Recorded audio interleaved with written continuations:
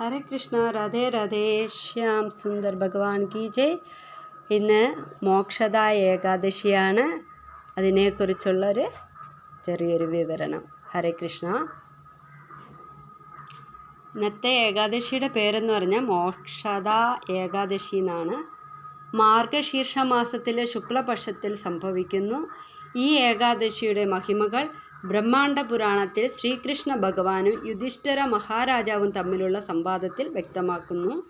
ഒരിക്കൽ യുധിഷ്ഠിര മഹാരാജാവ് ശ്രീകൃഷ്ണ ഭഗവാനോട് ചോദിച്ചു, പ്രിയ ഭഗവാനെ, മാർഗശീർഷ മാസത്തിലെ ശുക്ലപക്ഷത്തിൽ സംഭവിക്കുന്ന ഏകാദശിയുടെ നാമം എന്താണ്?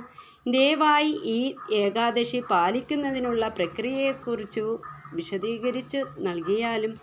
ശ്രീകൃഷ്ണ ഭഗവാൻ പറഞ്ഞു, അല്ലയോ രാജശ്രേഷ്ഠ, ഈ ഏകാദശി ഒരുവൻ്റെ എല്ലാ പാപകർമ്മ ഫലങ്ങളും ഇല്ലാതാക്കുകയും ഈ ദിനത്തിൽ തുളസി മഞ്ജരി കൊണ്ട് ഭഗവാനെ ആരാധിക്കുന്ന വ്യക്തിയിൽ ഭഗവാൻ പൂർണ്ണ സംപ്രീതനാവുകയും ചെയ്യും.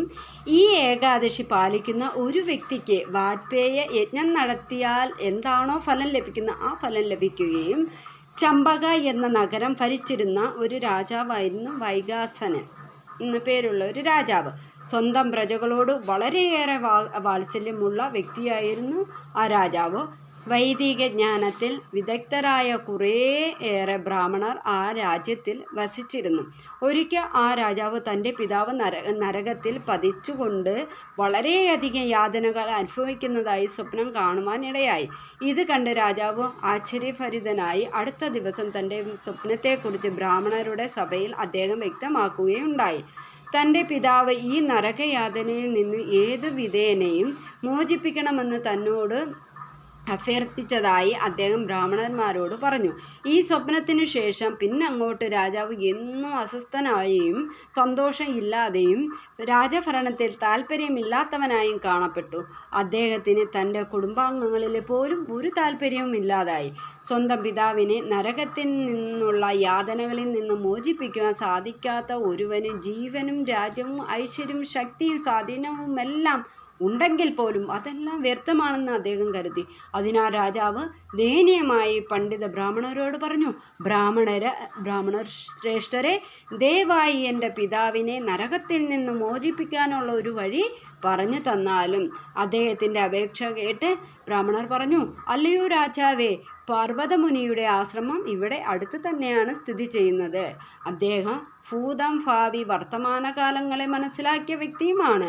തങ്ങളുടെ സ്വപ്നത്തെക്കുറിച്ച് അദ്ദേഹത്തോട് വിശദീകരിച്ച് നൽകിയാലും അവർ അതിന് വേണ്ടുന്ന ഉപദേശം തരും എന്ന് പറഞ്ഞു. അങ്ങനെ ആ ഉപദേശം ശ്രവിച്ച വൈകാസനൻ രാജാവ് ബ്രാഹ്മണരുടെയും അനുചരന്മാരുടെയും കൂടെ പർവ്വതമുനിയുടെ ആശ്രമത്തിൽ പോയി. പർവ്വതമുനി തൻ്റെ രാജ്യത്തിൻ്റെ ക്ഷേമത്തെക്കുറിച്ച് അന്വേഷിച്ചപ്പോൾ രാജാവ് പറഞ്ഞു, അല്ലയോ മഹാമുനിയെ, അങ്ങയുടെ കാരുണ്യത്താൽ ഞങ്ങൾ എല്ലാവരും സുഖമായിരിക്കുന്നു. പക്ഷേ രാജ്യമോ ഐശ്വര്യങ്ങളോ ഉണ്ടെങ്കിൽ പോലും ഞാൻ വളരെ വലിയ ഒരു പ്രശ്നം അനുഭവിക്കുകയാണ്. വാസ്തവത്തിൽ എൻ്റെ മനസ്സിൽ ഒരു സംശയം ഉടലെടുത്തതിനാൽ അത് നിവാരണം ചെയ്യുവാനാണ് ഞാൻ അങ്ങയുടെ പാദപദ്മങ്ങളിൽ അഭയം പ്രാപിച്ചിരിക്കുന്നത്.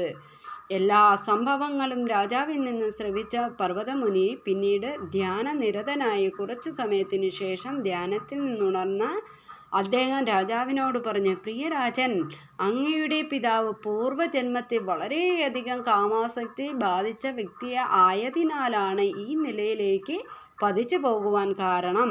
അതിനാൽ നിങ്ങളെല്ലാവരും മാർഗശീർഷ മാസത്തിലെ ശുക്ലപക്ഷത്തിലെ ഏകാദശി വ്രതം പാലിക്കുക. അതുവഴി ലഭിക്കുന്ന പുണ്യം അങ്ങയുടെ പിതാവിന് ദാനം നൽകുന്നത് വഴി അദ്ദേഹത്തെ നരകയാതനകളിൽ നിന്നും മുക്തമാക്കാൻ സാധിക്കും. പർവ്വതമുനിയിൽ നിന്നും ഇത് ശ്രവിച്ച രാജാവ് തൻ്റെ അനുചരന്മാരോടൊപ്പം രാജകൊട്ടാരത്തിലേക്ക് മടങ്ങി. അതിനുശേഷം രാജാവും പത്നിയും പുത്രന്മാരും സേവകന്മാരും ഈ ഏകാദശി വ്രതം പാലിക്കുകയും അതുവഴി ലഭിച്ച യാതനകൾ അനുഭവിക്കുന്ന തൻ്റെ പിതാവിന് സമർപ്പിക്കുകയും ചെയ്തു. ഈ പുണ്യത്തിൻ്റെ ബലത്തിൽ പിതാവ് സ്വർഗലോകം പ്രാപിക്കുകയും തൻ്റെ പുത്രനെ അനുഗ്രഹിക്കുകയും ചെയ്തു. അല്ലയോ രാജാവേ, ആരാണോ മോക്ഷദ ഏകാദശി വ്രതം പാലിക്കുന്നത് അവർ എല്ലാ പാപകർമ്മങ്ങളിൽ നിന്നും മോചിതരാകുന്നു. ഹരേ കൃഷ്ണ, രാധേ രാധേ, ശ്യാം.